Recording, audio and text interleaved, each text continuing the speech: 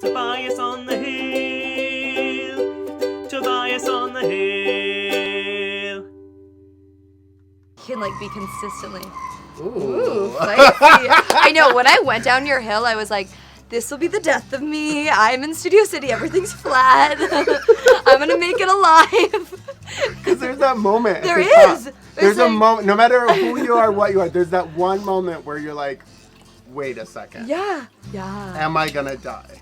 It was there. Is this a possibility? It it's a second. It's only a second because it passes, but then it's like, and then you're like, and there's a car, and we're good. We're good. We're cool. But then I was like, should I park on this? I was like, nope. I was like, I'm driving down flat land. Yes. I can walk up. I was like, get my morning exercise in. I'm like, I'm gonna arrive to this interview like sweat dripping down my face. I know. On this episode of Tobias on the Hill, pop singer Fiona Grey.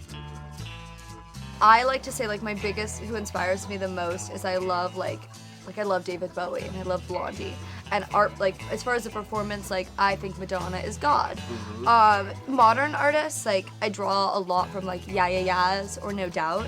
Yep. Just like aggressive music that means something. Yep. And it can be laid back. It can be like, it can get synthy at times, but it can also get like almost like slightly like we can have some rock vibes in there. Yeah. But I love artists that are comfortable enough with themselves to like experiment in different worlds, but they all make sense for who you are. Like I'll do a song where I'm like completely raw, like just singing a song with the piano, but I'll also do a song with a full band, just rocking out, like kind of like Barbie punk. I don't even know. Like it's me. It's like these different elements of my personality. So new single's out, What You Want, and along with a new music video. Nice. So that's fabulous. We're breaking out in Europe in the new year as well as a new single. New single kind of is my more like kind of mellow, kind of storyteller side of me. I feel like you don't have to pick between one. I don't want to be part of an artist who's just very synthy pop songs and not this other side. Like I am both sides, so it kind of shows kind of my left brain, right brain, kind of this is my two sides of me as an artist.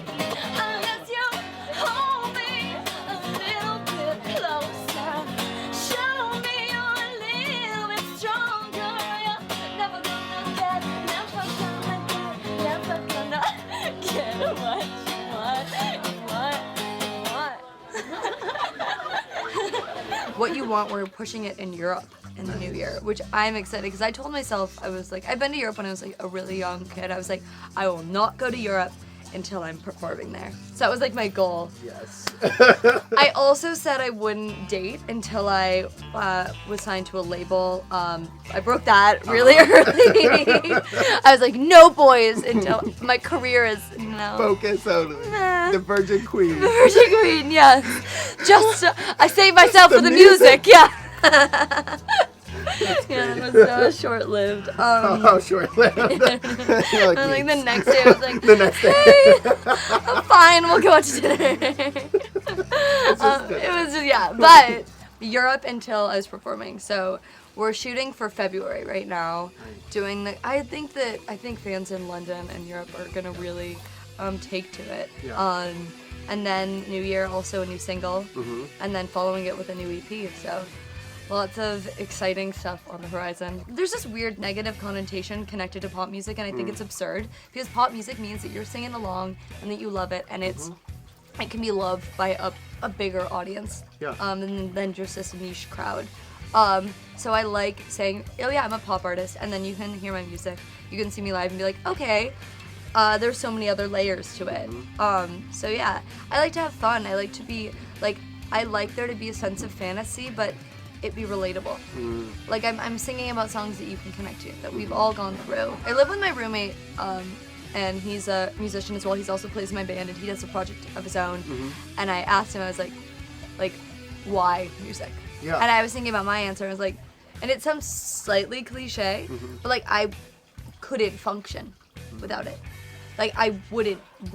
It sounds so extreme, but I like literally wouldn't have a purpose. And that's why it's like, it's not a decision, it's a need. And that's like both my parents were artists. I know what living with artists is like. I know the ups and downs. I know that you can one year be nominated for a Grammy and the next year be like, okay, where is my money? Where are the big shows? Yep. But I see that they love it so much and they're happy with their jobs. And it's like, sign me up. Like, sign me up. Like, I'll take the highs and lows if I can, like... It's also different because with acting, it's like you're telling other people's stories. Right. Now, that's exciting because you can get into other people's minds, especially if there are characters you want to play. But this is, like, my story. Like, I'm standing on stage and I am being so vulnerable to everyone there, and I'm telling you what I go through.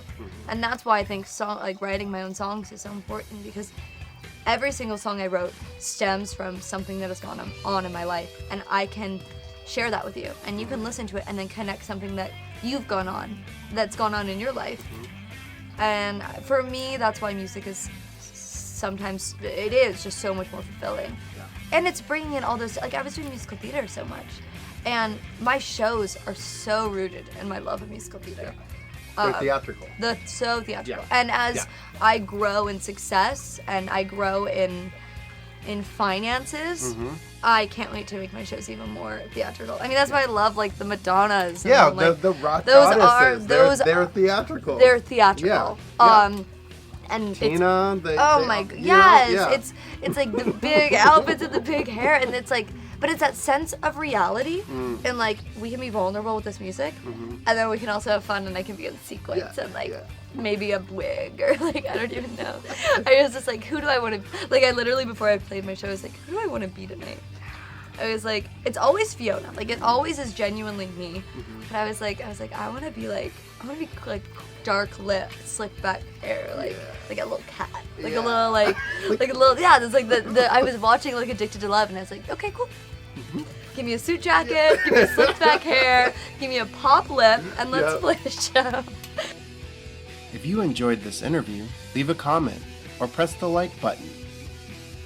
Click on one of our previous episodes above, and don't forget to subscribe to Tobias on the Hill.